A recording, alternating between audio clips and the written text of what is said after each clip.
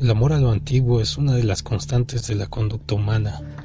Esta fascinación por lo pasado y la curiosidad sobre nuestros antepasados y la forma en que vivían dio origen a la arqueología. Según Bear Gordon Childe, un reconocido arqueólogo australiano, son materia arqueológica todas las alteraciones de la corteza terrestre y de los objetos naturales sobre ella, en la medida en que de algún modo han logrado perdurar.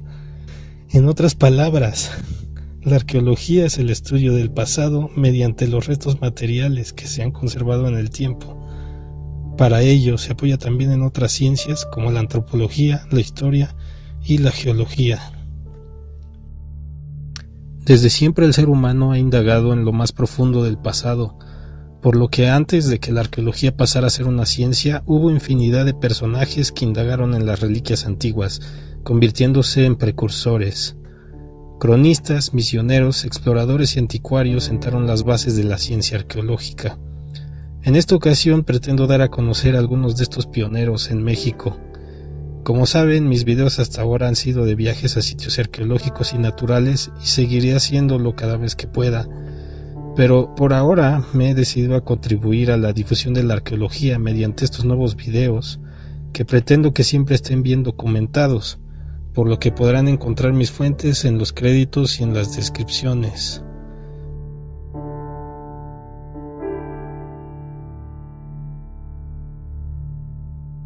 Las culturas que habitaron México valoraron los objetos que pertenecieron a sus antepasados como reliquias o incluso portadores del poder que se heredaba de generación en generación. Un ejemplo de ello son los bultos rituales que fueron utilizados en diversas regiones y que se cree que contenían antigüedades pertenecientes a los antecesores de los gobernantes, e incluso esqueletos de los mismos. Para obtener estos objetos a veces era necesario excavar las viejas tumbas y exhumar el contenido, como está registrado en numerosas inscripciones mayas. Un buen ejemplo del uso de antiguos objetos por los habitantes prehispánicos de Mesoamérica se encontró en la ofrenda 20 del Templo Mayor de México Tenochtitlán.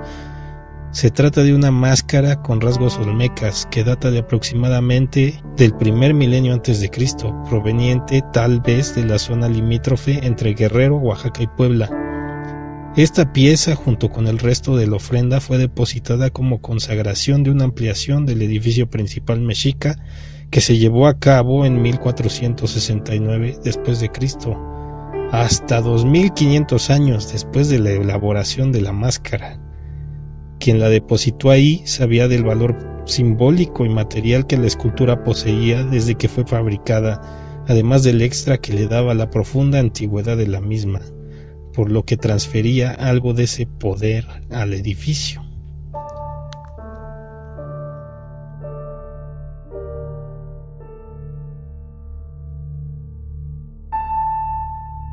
Durante los 300 años que duró la dominación española en México, una serie de personajes religiosos y civiles recopilaron información sobre las culturas que poblaron el territorio de la entonces Nueva España con diversos fines.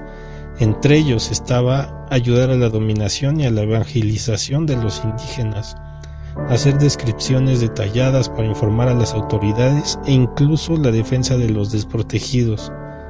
Ya desde los primeros momentos, los conquistadores comenzaron a registrar los hechos que se vivían en estas tierras, aunque sin ahondar demasiado en el pasado profundo. Eso era algo que no les importaba, pero que fue tratado ya en tiempos posteriores, limitándose a su presente, pero legando trabajos como las cartas de relación de Hernán Cortés o la historia verdadera de la conquista de la Nueva España de Bernal Díaz del Castillo, que dejaron vívidas imágenes de la Ciudad de México Tenochtitlán en su esplendor, y nos permite imaginarnos cómo era la ciudad en aquel entonces.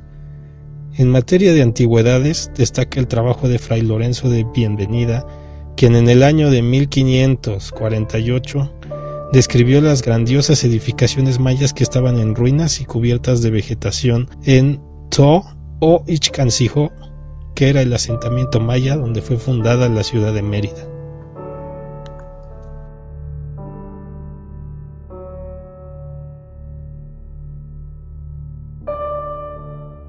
Hay tres figuras que sobresalen entre los cronistas coloniales.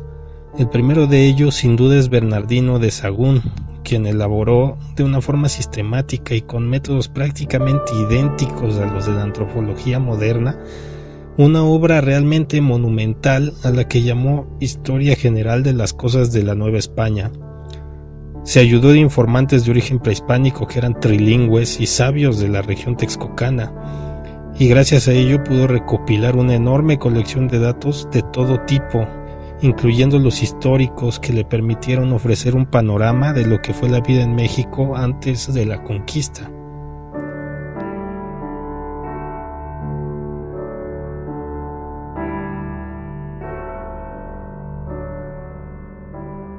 El segundo de estos destacados cronistas es Bartolomé de las Casas. Sin duda es una figura muy venerada y pionero de la antropología militante. Además fue defensor de los indígenas con obras como La brevísima relación de la destrucción de las Indias. Dedicó su vida a denunciar las atrocidades cometidas por los españoles en América y para ello tuvo que documentarse con diversos informantes. De las Casas deseaba la conversión al cristianismo de los indígenas que sin duda admiraba y para ello se preocupó por entender su modo de vida y las penurias que pasaban.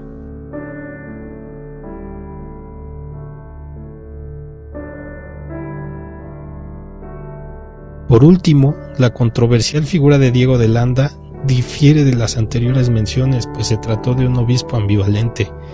Por un lado, es tristemente célebre por haber llevado a cabo el llamado auto de fe de Maní en 1562, en el cual convocó a numerosos líderes mayas para que acudieran a dicha localidad acompañados por sus antiguos códices y fungiendo él como juez inquisitorial. Luego de ello, quemó todos estos libros en una gran hoguera frente a ellos. Incluso Francisco Toral acusó a Landa con el rey Felipe II de haber destruido importantes vestigios de la civilización maya, lo que provocó un proceso judicial en su contra que quizá fue en parte lo que ayudó a que Landa finalmente se dedicara a recopilar importantes datos sobre el pueblo al que tanto mal había infringido. El resultado fue La relación de las cosas de Yucatán, una obra que incluye descripciones de viejos edificios en ruinas de las ciudades mayas de Chichén Itzá, Tzo e Izamal, además de haberse convertido en la auténtica piedra roseta que permitió el desciframiento de la escritura jeroglífica maya, pues Landa transcribió un alfabeto de dicha lengua antes de que este tipo de escritura se perdiera, reivindicando un poco sus acciones.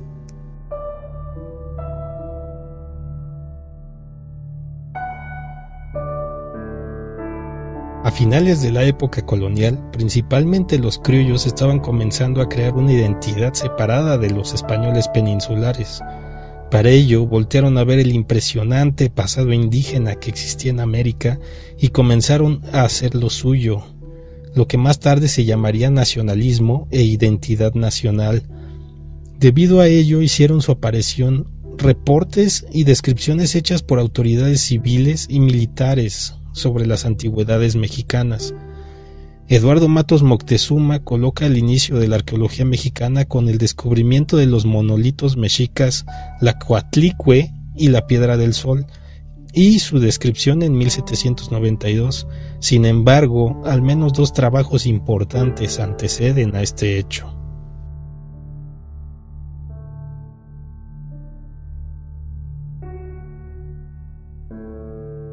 El primer trabajo arqueológico que se llevó a cabo en territorio actualmente mexicano ocurrió en 1785 en Palenque, Chiapas, que en aquel entonces pertenecía a la Capitanía de Guatemala.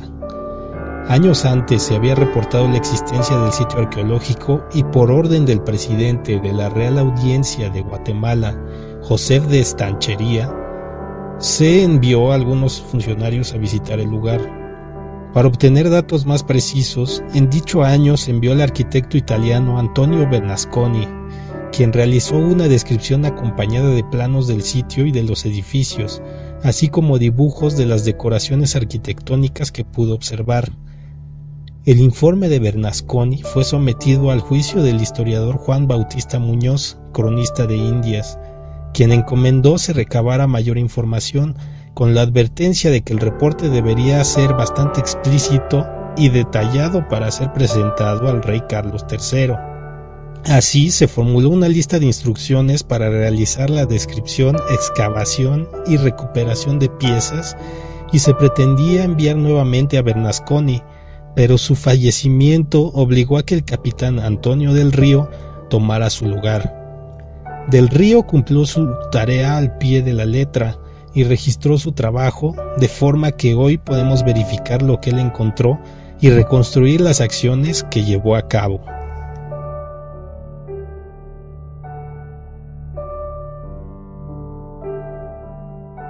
El segundo trabajo arqueológico importante realizado antes del descubrimiento de los monolitos aztecas fue el de José Antonio Alzate en Xochicalco, Morelos. Este ilustre científico realizó trabajos en áreas como física, electricidad, astronomía y ciencias naturales. Editó 2 revistas llamadas El Diario y La Gaceta de Literatura. En 1791 publicó la descripción de las antigüedades de Xochicalco, donde advierte, por ejemplo, sobre la existencia de terrazas y fosos en el sitio, lo cual lo llegó a ver a Xochicalco como una fortificación, idea que sigue vigente. Este trabajo destaca por su detalle y por estar acompañado de ilustraciones y planos. Este mismo autor realizó también una visita al sitio veracruzano del Tajín.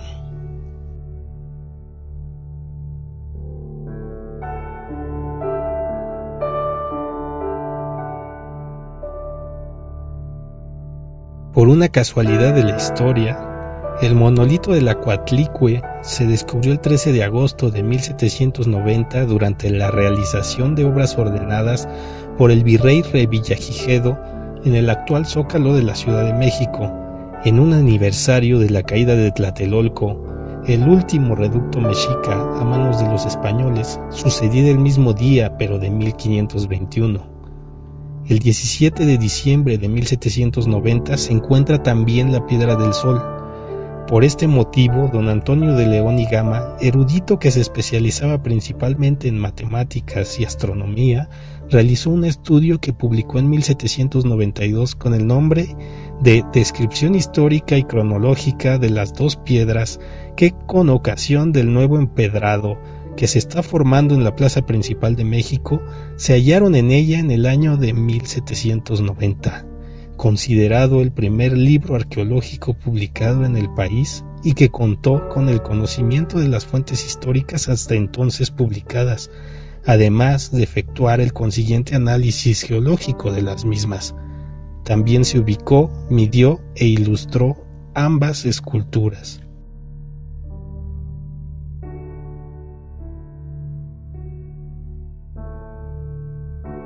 Otro importante trabajo realizado justo antes de la Guerra de Independencia fue el del capitán de dragones Guillermo Dupé, quien llegó a la Nueva España en el año de 1791 y es célebre por haber dirigido la Real Expedición Anticuaria en la Nueva España entre 1805 y 1809.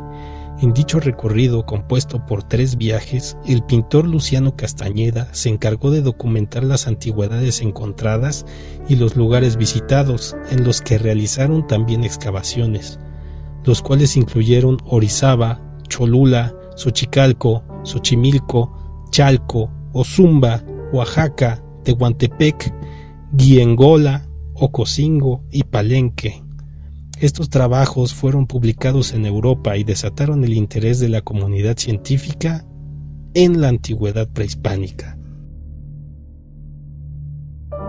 Así termina esta primera parte de este video sobre pioneros de la arqueología mexicana. Como ven, hay mucha información, aunque es poco conocida en su mayoría. Pues próximamente estaré publicando la segunda parte. No tardaré tanto como un mes porque ya lo tengo algo trabajado, pero bueno, pues ya saben que uno siempre tiene otras ocupaciones, entonces próximamente lo publicaré. Mientras tanto, pueden seguirme en mi página de Facebook, El Jaguarcillo Viajero. Ahí hay enlaces para otras páginas que tengo, o pueden suscribirse a este canal. Y nos vemos en el siguiente video. Saludos a todos.